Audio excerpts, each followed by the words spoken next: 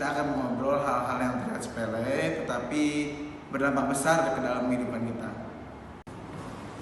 Hari ini kita akan membahas satu kata simpel tapi banyak orang susah untuk mengucapkannya, yaitu kata tidak. Dan sekarang aku juga nggak sendirian, udah bergabung bareng aku di studio ada Kak Indi. Dia ini seorang psikolog sekaligus fasilitator komunikasi sehat. Hai Kak. Halo, senang banget bisa diajak ngobrol di sini. Ini topik yang sering muncul di ruang konseling loh. Wah, berarti kita bakal banyak dapet insight nih. Oke, kita mulai dari hal yang paling sering bikin dilema. Banyak orang kayaknya lebih milih capek sendiri daripada bilang enggak. Kenapa sih kita segitu takutnya nolak sesuatu? Ya, itu umum banget. Banyak dari kita tumbuh dengan keyakinan kalau menolak itu artinya egois atau bikin orang sakit hati. Padahal mengatakan tidak dengan cara yang baik itu bentuk merawat diri dan menjaga hubungan baik. Ya sih, kadang aku juga mikir, ya udah deh aku kerjain aja padahal dalam hati ngerasa keberatan. Tapi takut dibilang gak pengertian. Nah, itu dia. Kita sering ngerasa harus jadi yes person biar diterima, tapi justru kalau terus diturutin bisa muncul rasa lelah atau bahkan kesal sendiri, dan itu bisa numpuk jadi bom waktu. Jadi intinya bukan soal nolaknya, tapi gimana caranya nolak tanpa nyakitin. Betul, menolak itu gak harus kasar.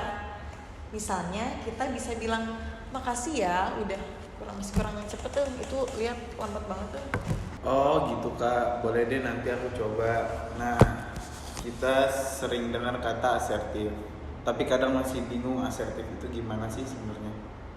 Nah, asertif itu ketika kita bisa menyampaikan pendapat, kebutuhan, atau batasan dengan jujur dan tetap menghargai orang lain. Bukan marah-marah, bukan juga mengalah terus, tapi tegas dan tenang. Misalnya, aku gak bisa ikut karena aku butuh waktu istirahat. Simpel tapi bermakna. Oh, jadi asertif itu nggak harus keras ya, Betul. justru kalem tapi tegas. Betul, karena saat kita bersikap asertif, kita sebenarnya sedang belajar untuk jujur, bukan hanya pada diri sendiri, tapi juga pada orang lain. Nah, kita mengakui apa yang kita rasakan, butuhkan, pikirkan tanpa harus menyakiti, menyudutkan, atau merendahkan orang lain. Nah, dalam psikologi, asertivitas sering dikaitkan dengan konsep dari Albert dan Emmons yang menyebutkan bahwa setiap individu punya hak asertif, termasuk hak untuk mengatakan tidak. Nah, untuk mengungkapkan perasaan, untuk menetapkan batas juga. Dan saat kita menggunakan hak itu dengan bijak, orang lain pun jadi lebih mudah memahami kita. Dan secara alami, mereka akan menyesuaikan cara berinteraksi. Hubungan jadi lebih terbuka, sehat, dan saling menghargai. Oh gitu ya, aku kira dulu asertif itu semacam berani ngomong aja gitu, tapi ternyata lebih dalam ya. Betul. Kayaknya kita belajar jujur, tapi tetap sopan. Pantes aja kalau nggak biasa rasanya canggung banget di awal. Betul. Oke next Kak, bisa kasih contoh real gak? Dimana bilang enggak tanpa bikin orang ilfeel?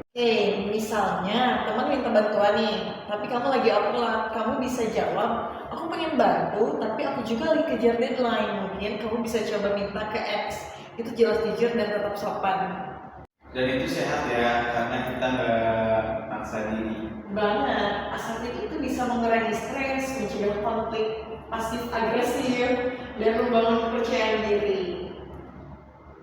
Kalau untuk orang yang dekat banget sama kita, misalnya sahabat atau pasangan, caranya sama nggak? Prinsipnya sama, cuman pendekatannya lebih personal. Misalnya ke sahabat, aku sayang banget sama kamu, tapi aku benar-benar lagi butuh waktu buat diriku sendiri. Nanti kalau udah lega, aku kabarin ya. Oh, jadi jujur, tapi bahasanya disesuaikan. Iya, makin dekat hubungannya, makin penting komunikasi asertifnya. Tetap hangat, tapi tegas. Kalau udah terbiasa asertif, apa yang berubah? Banyak, kita bisa jadi lebih tenang, gak gampang terpaksa, orang juga lebih menghargai kita. Intinya hubungan jadi lebih sehat dan kita gak kehilangan diri sendiri juga. Wah, daging banget sih ini. Jadi intinya bilang tidak itu bukan berarti kita jahat, tapi justru kita belajar menyayangi diri dan membangun relasi yang sehat. Betul, dan kabar baiknya ini bisa dilatih mulai dari hal kecil sampai. Wah, terima kasih banyak Kak Andi. Semoga obrolan ini bisa bantu teman-teman yang lagi belajar buat berani ngomong tanpa rasa bersalah. Semoga ya. Oke guys, sampai jumpa di episode berikutnya. Dan ingat, bicara tidak itu bukan berarti drama, tetapi itu adalah seni.